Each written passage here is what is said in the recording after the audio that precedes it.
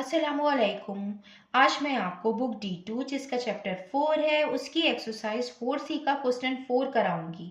Question 1 to 3 इससे पहली videos में मैं करा चुकी हूँ। ये आपको एक्सरसाइज 4C की प्लेलिस्ट में मिलेंगे। क्वेश्चन 4 रीड करते हैं। Factorise each of the following expressions completely. Question 4 में हमें क्वाड्रेटिक एक्सप्रेशन गिवन है जिन्हें हमें फैक्टराइज करना है। फैक्टराइज मीन्स कि हमें इनको एक्सप्रेस करना है as the product of two factors. इसका पार्ट ए है 3n² प्लस 10n प्लस 7। ये हमें क्वाड्रेटिक इक्वेशन यहाँ पे दी हुई है और क्वाड्रेटिक इक्वेशन की पहचान ये होती है कि उसका फर्स्ट वेरिएबल की जो डिग्री है या पार्ट है वो स्क्वायर में होनी चाहिए। तो यहाँ पे स्क्वायर है और जब हम इसको सॉल्व करेंगे as the product of two factors में इसका आंसर आएगा। इसको हम इस तरीके से फैक्टराइज करते हैं कि हम फर्स्ट नंबर को लास्ट नंबर से मल्टीप्लाई करते हैं। इसका फर्स्ट नंबर 3 है और लास्ट नंबर 7 है। हम इसको मल्टीप्लाई करेंगे, 3 को हम मल्टीप्लाई करेंगे 7 से, तो 3 7 टाइम्स 21 आता है। अब हम कोई दो ऐसे नंबर लेंगे जिनको हम मल्टीप्लाई करें, तो मल्टीप्लाई करने के बाद 21 आए और उन्हीं नंबर को जब हम प्लस करें या माइनस करें तो ये मिडिल टर्म बननी चाहिए 10 और ये प्लस में है। तो हम ये 3 7 टाइम 21 है और 7 3 टाइम 21 हम इसको यहाँ पे ले सकते हैं। 7 3 टाइम 21, 7 प्लस 3 10 आएगा। तो हम इसको इस तरीके से लेंगे। ये हमने मिडिल टर्म ब्रेक कर दी है इन दो नंबर्स में। इस मेथड को हम मिडिल टर्म ब्रेक मेथड भी कहते हैं। यहाँ पे 3n² आएगा, यहाँ पे प्लस 7 लिखेंगे और 10n है तो हम वेरिएबल भी साथ लिखेंगे। यहाँ पे 7n और यहाँ पे 3n वेरिएबल साथ आएगा। ये प्लस 7 इज इक्वल टू, अब हम इन दोनों में से कॉमन लेंगे और इन दो टर्म में से कॉमन लेंगे। इन दोनों में जो कॉमन है वो n है, n कॉमन आ जाएगा। यहाँ पे n² था, 2 टाइम था, 1 टाइम बाहर आ गया तो अंदर 1 टाइम बचेगा और 3 आएगा। 3n plus sign as it is आ जाएगी। ये n बाहर आ गया, अंदर 7 आएगा, ये प्लस की साइन आएगी। इन दोनों में कोई नंबर कोई वेरिएबल कॉमन नहीं है तो हम 1 कॉमन ले लेंगे। अंदर 3n है, ये 3n आएगा और ये प्लस प्लस प्लस हो जाएगा। 1 7 टाइम 7 आएगा। अब दोनों ब्रैकेट सेम आ गए हैं। जब दो ब्रैकेट सेम आ जाएं तो मीन्स कि जो फैक्टराइजेशन हमने यहाँ की है वो बिल्कुल करेक्ट है। अब ये n+1 है, हम इनको कंबाइन करके एक ब्रैकेट में लिखेंगे। यहाँ पे ये दो ब्रैकेट सेम है, हम 1 टाइम लिखेंगे। ये इसका आंसर है as the product of two factors. Quadratic expression का आंसर आता है as the product of two factors. अब हम इसका पार्ट बी करते हैं। ये इसका पार्ट बी है 4p² प्लस 8p प्लस 3। इसको भी हम एज इट इज ऐसे ही फैक्टराइज करेंगे। फर्स्ट नंबर को हम लास्ट नंबर से मल्टीप्लाई करेंगे। p² के साथ जो कोफिशिएंट है वो 4 है। हम इसको 4 को लास्ट नंबर से मल्टीप्लाई करेंगे। Multiply by 3, 4 3 time 12। अब हम दो ऐसे नंबर लेंगे जिनको हम मल्टीप्लाई करें तो 12 आए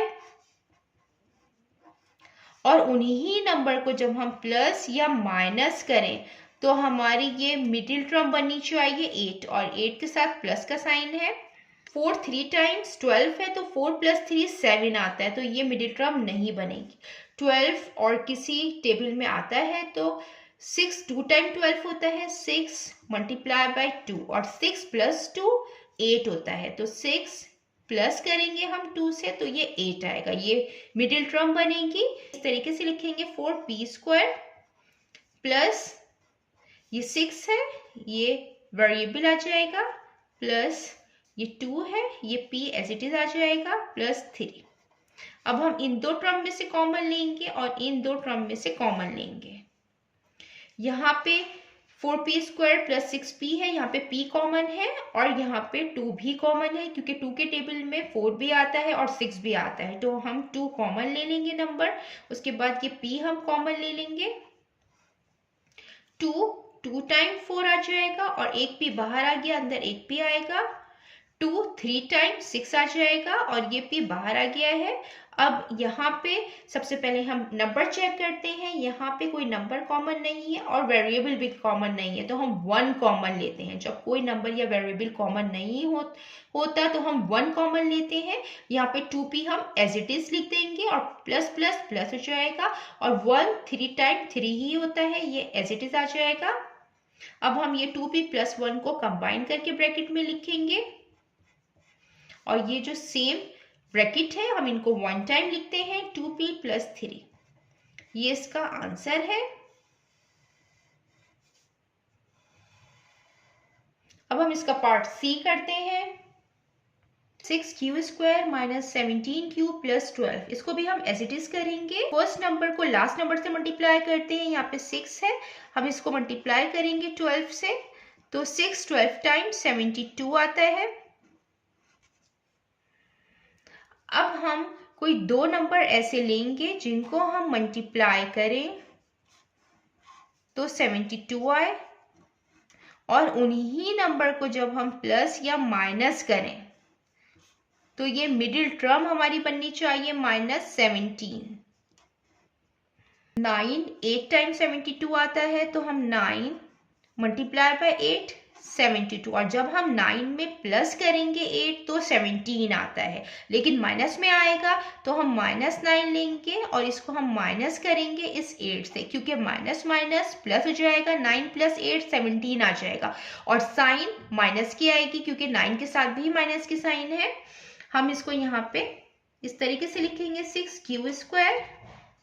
यहाँ पे minus sign as it is रहती है, ये चेंज नहीं होती, और यहाँ पे हम माइनस वाला ही नंबर लिखेंगे, 9q आ जाएगा और ये -8, और यहाँ पे q वेरिएबल है इसलिए हम साथ इसके वेरिएबल लिखेंगे और ये +12 आ गया। अब हम इन दोनों में से कॉमन लेंगे। इन दोनों में जो कॉमन है वो 3 है। सबसे पहले हम नंबर कॉमन लेते हैं, तो यहाँ पे नंबर क्या है कॉमन, 3 आएगा क्योंकि 3 की टेबल में 6 भी आता है, 9 भी आता है आगे। अब यहाँ पे जो वेरिएबल कॉमन है वो q है, 3 2 टाइम्स 6, यहाँ पे q² है तो 1 टाइम बाहर आ गया, अंदर एक q आएगा, यहाँ पे 3 3 टाइम्स 9 आ जाएगा और q बाहर आ गया है। माइनस साइन हम एज इट इज लिखेंगे। अब इन दोनों में नंबर देखेंगे कि कौन सा कॉमन है। इन दोनों में जो कॉमन है वो 4 है। 2 भी हम कॉमन ले सकते हैं, लेकिन 2 कॉमन लेने के बाद हमें फिर नेक्स्ट स्टेप में दोबारा कॉमन लेना पड़ेगा, लिहाजा हम डायरेक्ट इसमें 4 कॉमन लेंगे। 4 और कोई वेरिएबल नहीं है तो हम खाली 4 कॉमन लेंगे। 4 2 टाइम 8 आ जाएगा, q एज इट इज आ जाएगा, माइनस प्लस माइनस आएगा और 4 3 टाइम्स 12 आ जाएगा। अब ये दो ब्रैकेट सेम आ गए हैं। अब इन दोनों को हम कंबाइन करके लिखेंगे 3q -4 और ये 1 टाइम लिखेंगे ब्रैकेट 2q -3। ये हमने इसकी फैक्टराइजेशन कंप्लीट कर ली है as the product of 2 factors. ये इसका आंसर है। अब हम इसका पार्ट डी करते हैं। ये इसका पार्ट डी है, 4r² - 7r + 3। इसको भी हम एज इट इज करेंगे। इसका जो फर्स्ट नंबर 4 है हम इसको मल्टीप्लाई करते हैं लास्ट नंबर से, तो 4 मल्टीप्लाई बाय 3, 4 3 टाइम 12 आएगा। अब हम कोई ऐसे दो नंबर लेंगे जिनको हम मल्टीप्लाई करें तो मल्टीप्लाई करने के बाद 12 आए, और उन्हीं दोनों नंबर को जब हम प्लस करें या माइनस करें तो ये मिडिल टर्म बननी चाहिए -7।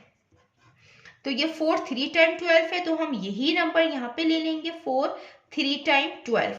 यहाँ पे हमें -7 चाहिए तो हम इन्हीं नंबर को प्लस करेंगे तो 7 आना चाहिए, लेकिन माइनस में तो हम 4 के साथ भी माइनस साइन लगाएंगे और यहाँ पे -3 लेंगे, तो ताकि माइनस माइनस प्लस हो जाएगा, 7 आएगा और साइन माइनस का आएगा। ये हम यहाँ यूज करेंगे 4r² माइनस, यहाँ की minus sign as it is रहती है तो हम वो नंबर लिखेंगे जो माइनस में हो, तो ये 4 लिखेंगे तो -4 आएगा और ये r variable as it is हम यहाँ पे लिखेंगे -3 और r एज इट इज आएगा और ये प्लस और 3 ये हम एज इट इज यहाँ पे लिखेंगे। अब इन दोनों में कॉमन लेंगे हम और इन दोनों में कॉमन लेंगे। यहाँ पे जो कॉमन नंबर है सबसे पहले वो 4 कॉमन आ जाएगा और वेरिएबल r कॉमन है।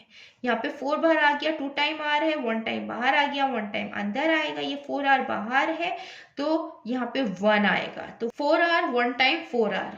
अब इन दोनों में जो कॉमन है यहाँ पे minus sign as it is लिख देंगे। इन दोनों में कॉमन क्या है, 3 कॉमन है, r एज इट इज आ जाएगा क्योंकि 3 बाहर आ गया है। अब ये माइनस प्लस माइनस आएगा, 3 1 टाइम 3 आ जाएगा। अब दोनों ब्रैकेट सेम आ गए हैं कि मीन्स जो फैक्टराइजेशन हमने की है यहाँ पे वो करेक्ट है।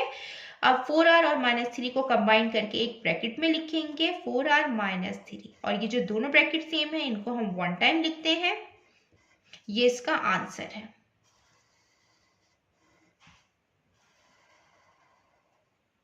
जितना मैंने एक्सप्लेन किया है, अगर इसमें कोई भी क्वेरी है तो आप कमेंट्स में मुझसे पूछ सकते हैं। अल्लाह हाफिज।